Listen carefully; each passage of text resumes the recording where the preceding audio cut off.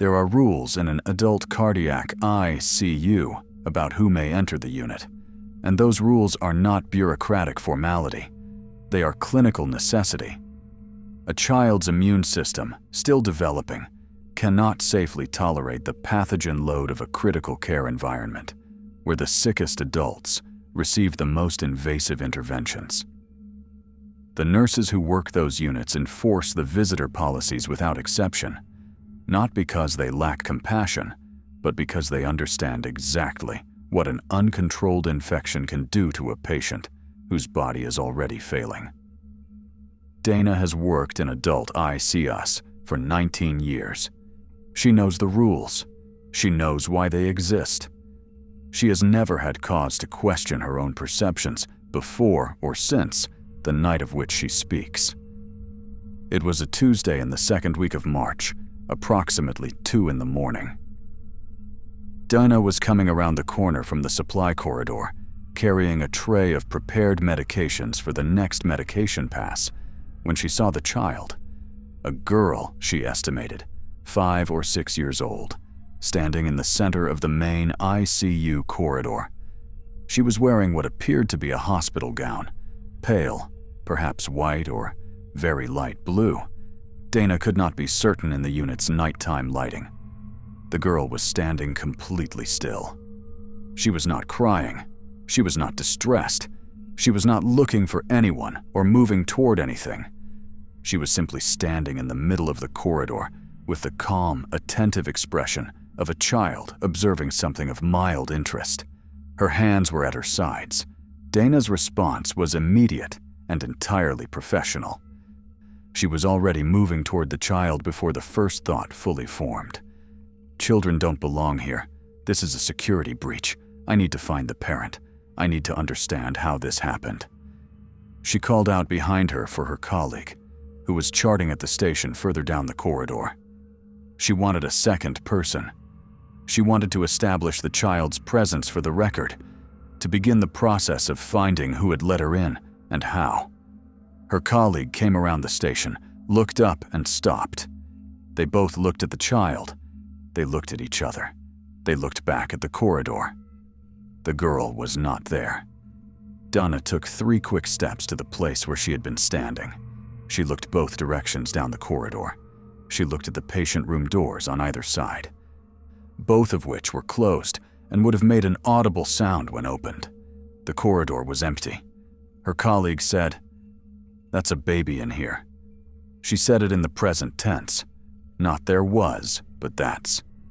As if the girl were still present in some way that simply wasn't visible anymore.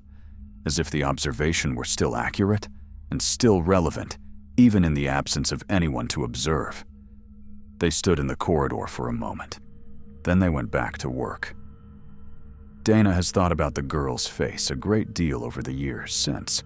The quality of the stillness, the complete absence of distress. She has considered the clinical explanations: fatigue-induced visual hallucination, hypnagogia, a momentary microsleep while walking that produced a vivid dream image, some confluence of shadows, and the particular way the nighttime corridor lighting fell on a piece of equipment or laundry that her tired brain resolved into a human shape. She has considered all of these. She returns to the same problem every time. Her colleague saw it too. They saw it at the same time. Whatever it was that stood in the center of that corridor, it was visible to 2 separate observers, simultaneously, before it was not. She looked up the history of the unit some months later, out of a curiosity she didn't fully examine. The hospital had been built on the site of an older facility. The older facility had included, on the floor, where the cardiac ICU now sat, a long-term pediatric ward that had operated from the 1930s through the early 1960s. The ward had closed following a fire in 1963 that had resulted in fatalities. She found this information in a digitized local newspaper archive.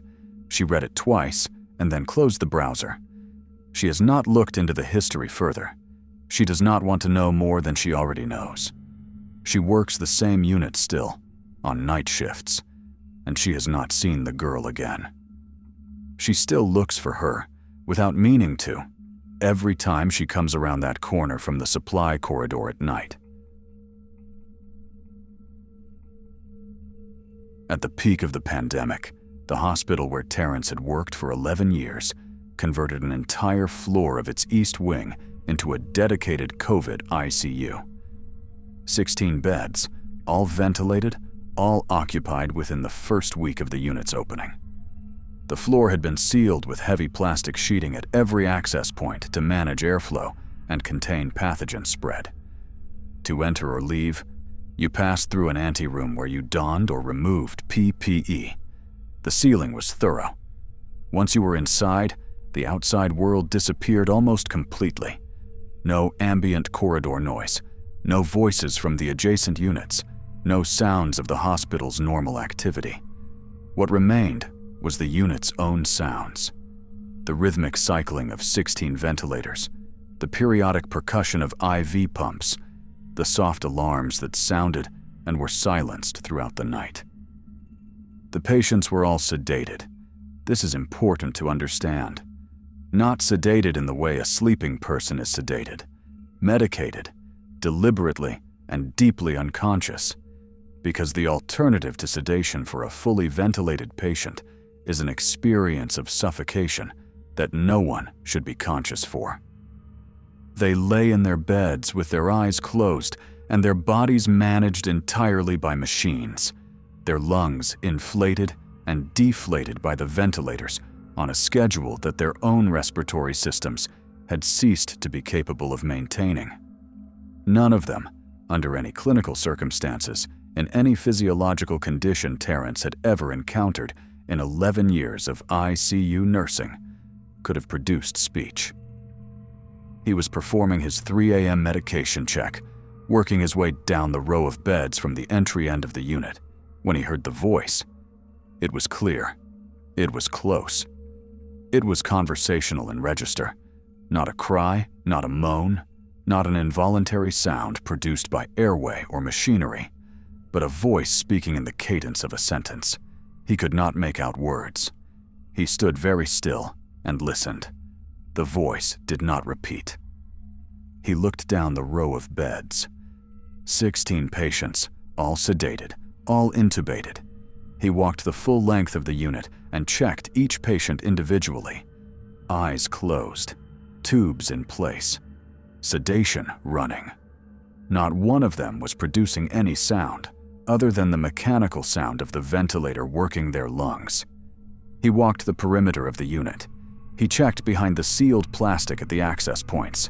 He found nothing. He finished his medication checks. He documented them. He sat with what he had heard for the remainder of the shift, turning it over, subjecting it to the systematic skepticism that years of clinical training had built in him.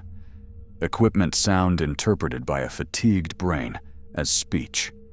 A ventilator alarm sequence that happened to fall in a pattern resembling vocal cadence. Sound from outside the sealed unit, transmitted through ductwork or structural elements in a way that distorted it beyond recognition, but preserved its apparent human quality. These were the explanations he constructed. He could not fully commit to any of them. At handover, at the end of his shift, he told the incoming nurse what he had heard. He did it carefully, framing it as a potential equipment issue, a sound he couldn't source that might warrant investigation. The incoming nurse listened to him finish. Then she looked at him with an expression that contained no surprise whatsoever. She said, "How many times?" He said, "Once. Just once." She said, "It gets more frequent." She said it the way you say the supply closet light is out, or the secondary infusion pump runs slow, a known condition, a documented feature of the environment. Something you have adapted to and work around. She picked up her clipboard and began her own rounds. Terrence worked that unit for 4 more months before the pandemic census dropped enough to close it and return the floor to its original function. He heard the voice 11 more times over those 4 months, always during the dead hours. Always a single sentence, never repeated, never sourced. He never found the explanation. He stopped looking for it around the 3rd month, when he arrived at the quiet conclusion that some environments accumulate something from the suffering that passes through them, and that 16 dying people in a sealed room in the worst year in recent memory had left something in the air of that unit that simple disinfection and the restoration of normal airflow could not fully remove. He does not know what to call that something. He knows he heard it. Caroline has spent 22 years as a hospice and palliative care nurse. In that time, she has been present at more deaths than she has ever tried to count, and she has developed the particular relationship with dying that intensive exposure to it produces. Not indifference, never indifference, but a kind of clear-eyed familiarity that allows her to be useful in the room where it is happening rather than retreating from it. She is precise in her language when she speaks about her work. She does not use words imprecisely or allow sentiment to cloud her descriptions, which is why when she tells this story, the language she uses to describe what she witnessed is worth attending to carefully. She does not say the woman waited. She says the woman held on. She says there is a difference. The patient was 83 years old. She had been admitted to the inpatient hospice unit following the failure of treatment for an advanced cardiac condition. Her prognosis on admission was days to perhaps 1 week. By the Wednesday of her 2nd week, her condition had progressed to the point where Caroline assessed her as being in the active phase of dying. Her breathing was Cheney-Stokes, the irregular, gasping respiratory pattern that indicates the brainstem is losing its regulatory function. Her extremities were mottled, the deep purplish discoloration that occurs when peripheral circulation has failed, and the body is drawing its remaining blood supply inward to protect the core organs in a last biological act of triage. Her blood pressure was below the threshold of measurement with standard equipment. The family had been called. They gathered. She did not die on Wednesday. The family sat with her through Wednesday night and all of Thursday, taking shifts, sleeping in the chairs beside the bed, and she continued. Not improving. Improving was not possible at that stage, but continuing, breathing. Her body declining to complete the process that all clinical indicators said was already essentially complete. The nursing staff checked on her every hour. Caroline was on nights, and she sat with the family through the Thursday night shift and watched the woman breathe in that ragged, irregular pattern and thought about the phrase active dying and about what it meant that a woman in this stage, by every measure already at the threshold, was choosing not to cross it. The daughter was coming from overseas. She had been estranged from her mother for 15 years. Caroline knew this because the family told her openly, with the particular honesty that extremity produces. There had been a falling out, words that could not be unsaid. 15 years of silence. The daughter had booked a flight the moment the family called, but there had been weather delays, and then a mechanical issue, and her arrival had been pushed back twice. She landed Friday morning. She came directly from the airport. She arrived at the hospice at 10:14 a.m. on the Friday, still in her travel clothes, carrying her bag. She went directly to her mother's bedside. She sat down and took her mother's hand. The mottled, cold hand of a woman who had been physiologically dying for more than 2 days. She leaned close. She said 3 things. I'm here. I'm sorry. I love you. Caroline was in the room. She watched the monitor. At 10:16 a.m., 2 minutes and some seconds after the daughter took her hand, the patient's heart stopped. The line went flat. The breathing stopped.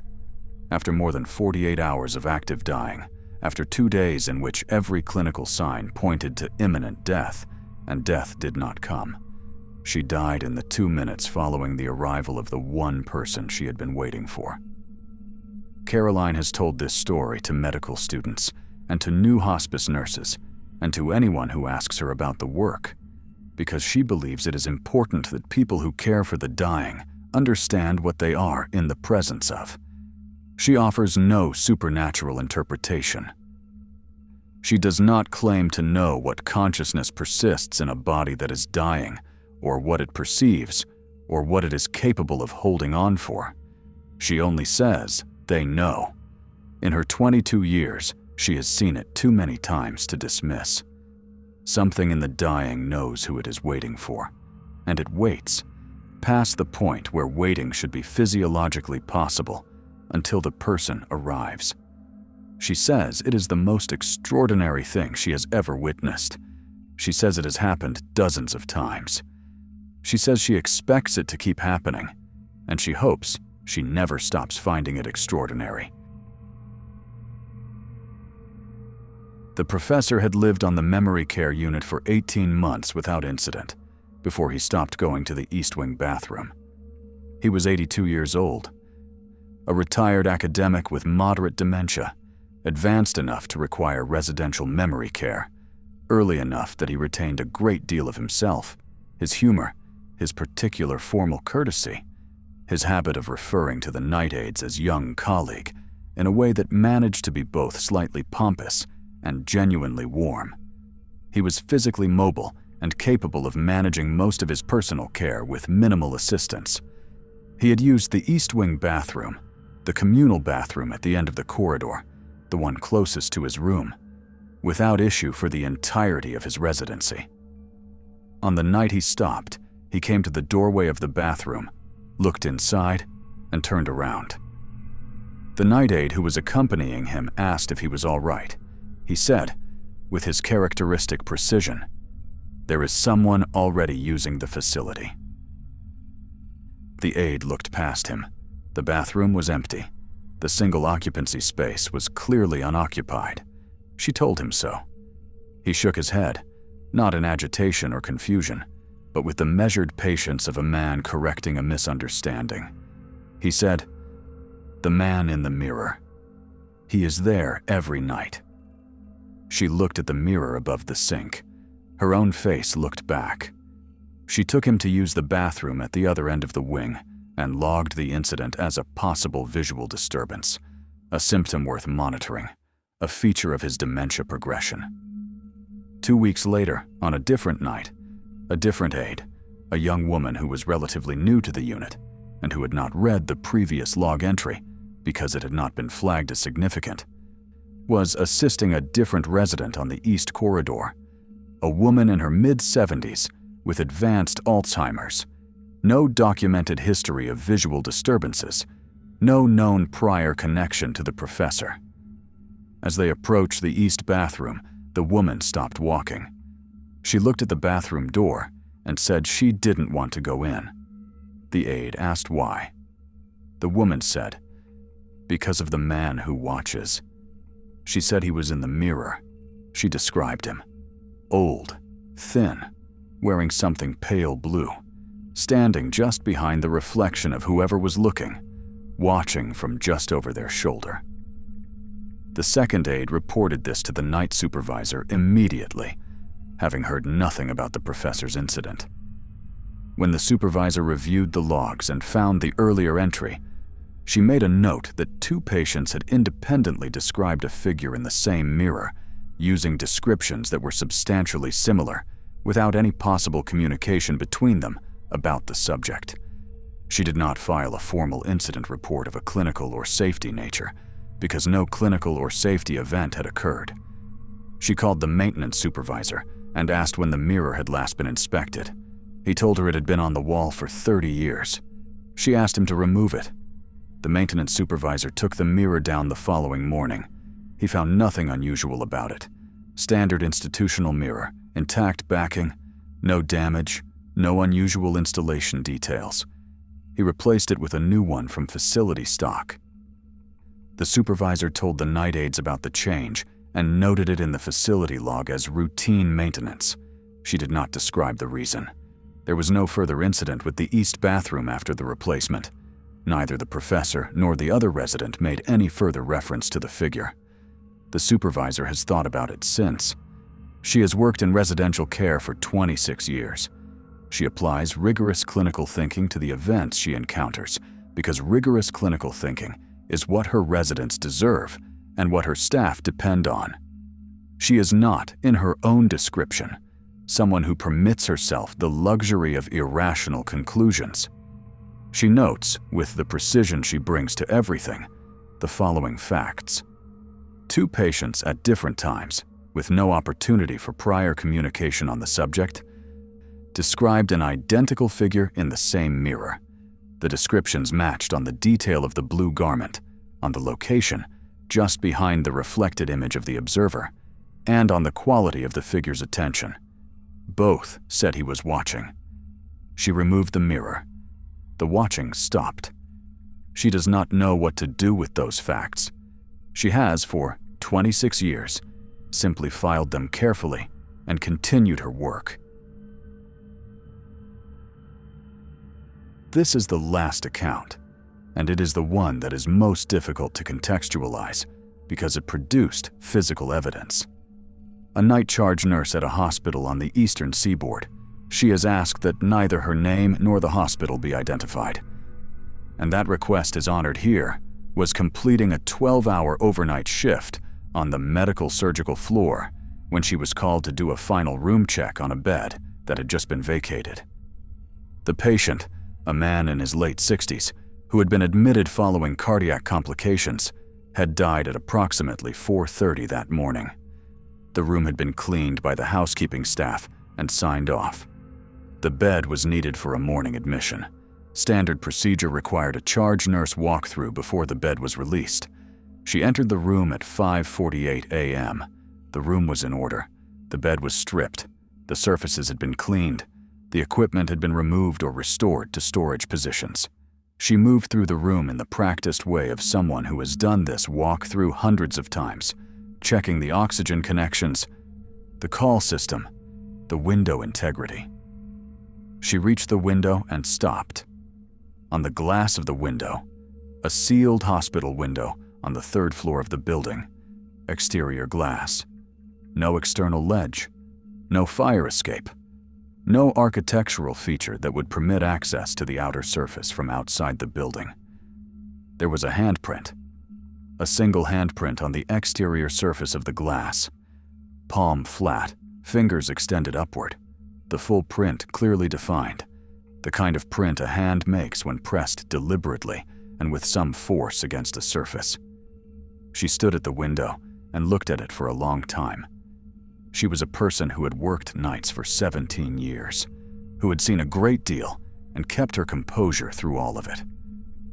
And she stood at that window at 5:48 in the morning after a 12-hour shift and looked at a handprint on the outside of a 3rd-floor sealed window and felt, she has said in the account she gave to a small private group of healthcare workers, something she was not prepared for. Not fear, exactly. Something older than fear. Something that lived underneath fear. A recognition, she called it. The recognition of a boundary that had been crossed from a direction that should not have been possible. She called housekeeping. The housekeeper who had cleaned the room came back and looked at the window and said he had not noticed it and could not explain it, and it had not been there when he cleaned the room. She called facilities management.